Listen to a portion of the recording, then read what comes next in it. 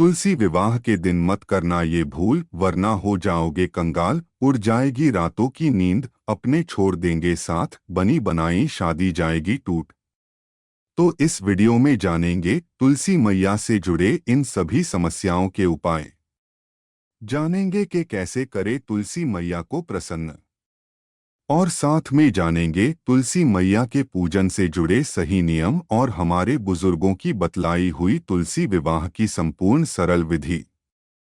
हिंदू धर्म में कार्तिक मास का बहुत बड़ा महत्व है।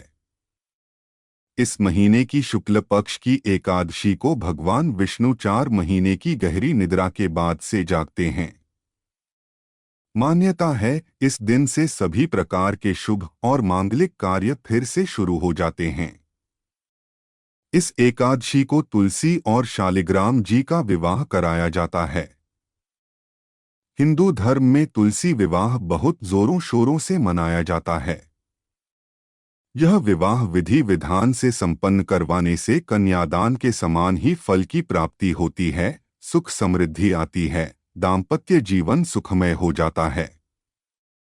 इस वीडियो में हम जानेंगे कि तुलसी पूजन में हमें किन बातों का ध्यान रखना चाहिए और साथ में जानेंगे कि तुलसी विवाह की सरल संपूर्ण विधि क्या है। तो चलिए शुरू करते हैं आज का वीडियो। लेकिन वीडियो शुरू करने से पहले हमारे नवीन ज्ञान धारा चैनल को जरूर सब्सक्राइब कर लें, और अगर आप तुलसी मैया के सच्चे भक्त हैं तो इस वीडियो को एक लाइक जरूर करें। दोस्तों, तो चलिए जानते हैं तुलसी विवाह की संपूर्ण सरल विधि जो घर में बहुत आसानी से की जा सकती है। नंबर 1, सूर्योदय से पूर्व ही ब्रह्मा मुहूर्त में उठकर अपनी अंजलि में जल लेकर मां गंगा का ध्यान करें और हर हर गंगे का जाप करते हुए स्नान करें, फिर व्रत का संकल्प लें। नंबर 2, तुलसी जी के गमले को गेरू से रंगे या मांडने बनाएं और तुलसी जी को कलावा बांधकर लाल चुनरी उड़ाएं। फिर तुलसी जी के पास में शालिग्राम जी को सिंहासन पर विराजमान करें।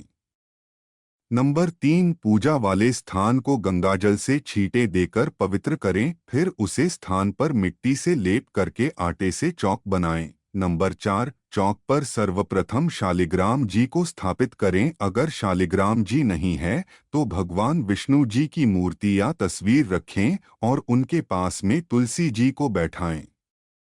नंबर 5, मिट्टी के कलश पर स्वास्तिक बनाकर उसमें गंगाजल भरकर कलश के अंदर 1 रुपया, 1 लौंग, 1 इलायची, 1 सुपारी व 1 चम्मच दूध डालें।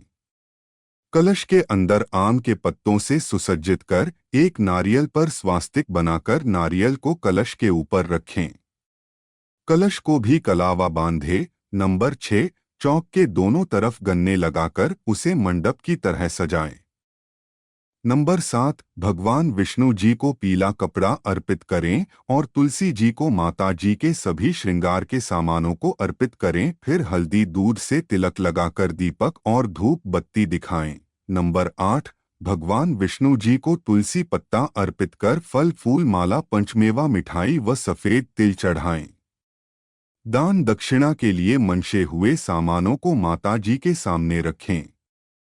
नंबर 9, विष्णु सहस्त्र नाम और तुलसी स्तोत्र का पाठ करें, फिर दोनों की आरती कर दक्षिणा चढ़ाएं। नंबर 10, हाथ में 7 दाने चने के लेकर शालिग्राम जी को सिंहासन सहित उठाएं और तुलसी जी की 7 परिक्रमा करें। परिक्रमा पूरी होने पर 1 दाना तुलसी जी की तरफ छोड़ने जाएं।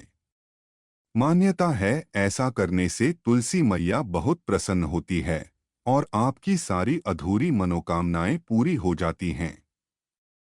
नंबर 11, तुलसी विवाह के मंगल गीत गावे। नंबर 12, तुलसी विवाह संपन्न होने पर दान दक्षिणा में मनसा हुआ सामान ब्राह्मण को अर्पित कर सभी को प्रसाद बांटें।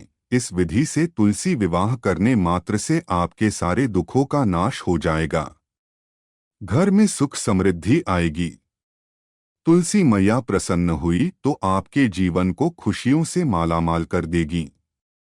आपकी संतानों को संकट मुक्त कर देगी, अकाल मृत्यु का भय खत्म कर देगी। सही विधि विधान से तुलसी मैया का पूजन करने से आपका जीवन रोग मुक्त हो जाता है, दाम्पत्य जीवन सुखमय हो जाता है। दोस्तों, तो चलिए अब जानते हैं तुलसी पूजन में हमें किन बातों का ध्यान रखना चाहिए। नंबर 1, तुलसी पूजन में हमेशा ध्यान रखें कि दीपक देसी गाय के घी का ही लगाएं, क्योंकि सभी देवी देवताओं को गाय अत्यंत प्रिय है। और यदि श्यामा गाय का घी हो तो और भी अच्छा है। नंबर 2, दीपक को हमेशा गमले से नीचे किसी आसन पर रखना चाहिए। संभव हो तो मुट्ठी भर अनाज रखकर, जैसे गेहूं, चावल, चने की दाल या अन्य दाल के ऊपर रखें, अन्यथा किसी लकड़ी के टुकड़े या पत्थर के ऊपर भी रख सकते हैं। इससे दीपक की गर्मी से ना ही धरती माँ जलेंगी और ना ही तुलसी माता के पत्ते झुलसेंगे। अगर गमले के अंदर दीपक को रखेंगे तो दीपक की लौ से तुलसी जी झुलस सकती है और ऐसा होना घोर अशुभ माना जाता है। नंबर 3, दीपक लगाते समय भगवान विष्णु जी का ध्यान करना चाहिए, क्योंकि दीपक हमें अंधकार से उजाले की तरफ लेकर जाता है, जिससे घर में नकारात्मक ऊर्जा का नाश होता है और सकारात्मक ऊर्जा का वास होता है। नंबर 4, देवउठनी एकादशी और रविवार को तुलसी जी को कभी भी जल अर्पित नहीं करना चाहिए, क्योंकि इसी दिन तुलसी जी का विवाह शालिग्राम जी के साथ करवाया जाता है और तुलसी जी इस दिन निर्जला व्रत रखती हैं और जल अर्पित करने से उनका व्रत टूट जाता है।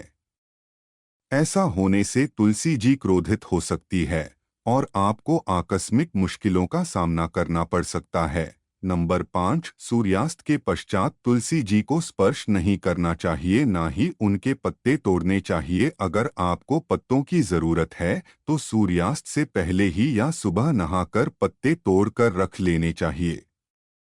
सूर्यास्त के पश्चात व रविवार के दिन तुलसी जी को स्पर्श करना व तोड़ना शुभ नहीं माना जाता है। नंबर 6, तुलसी जी छुआछूत बहुत मानती हैं, इसीलिए महिलाओं को अपने मासिक धर्म के दौरान तुलसी जी को स्पर्श नहीं करना चाहिए और ना ही उनके पास जाना चाहिए। ऐसे समय में आपकी परछाई भी तुलसी जी पर पड़ना शुभ नहीं माना जाता है। मान्यता है ऐसे होने से तुलसी जी बहुत ही रुष्ट हो जाती हैं और उनके सूखने का भी डर रहता है। नंबर 7, तुलसी का पौधा हमेशा घर के उत्तर पूर्व कोने में ही रखना चाहिए और पौधे के आसपास हमेशा साफ सफाई रहनी चाहिए, क्योंकि तुलसी जी को लक्ष्मी जी का रूप माना जाता है और साफ सफाई रहने से घर में लक्ष्मी का निवास होता है। सुख संपत्ति आती है, दरिद्रता दूर होती है। नंबर 8, तुलसी जी के पौधे के पास कभी भी कूड़ादान, जूते, चप्पल और झाड़ू नहीं रखी होनी चाहिए। इससे लक्ष्मी जी रुष्ट होकर घर से बाहर चली जाती हैं और दरिद्रता व कंगाली घर में वास कर लेते हैं, जो अत्यंत अशुभ फलदायी होता है।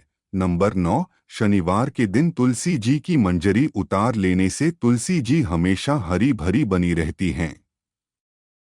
नंबर 10, गुरुवार के दिन उतरी हुई मंजरी की माला बनाकर भगवान विष्णु को अर्पित करनी चाहिए। इससे भगवान विष्णु प्रसन्न होते हैं और सभी अधूरे कार्य पूर्ण हो जाते हैं। वीडियो के अंत तक बने रहने के लिए आप सभी का धन्यवाद।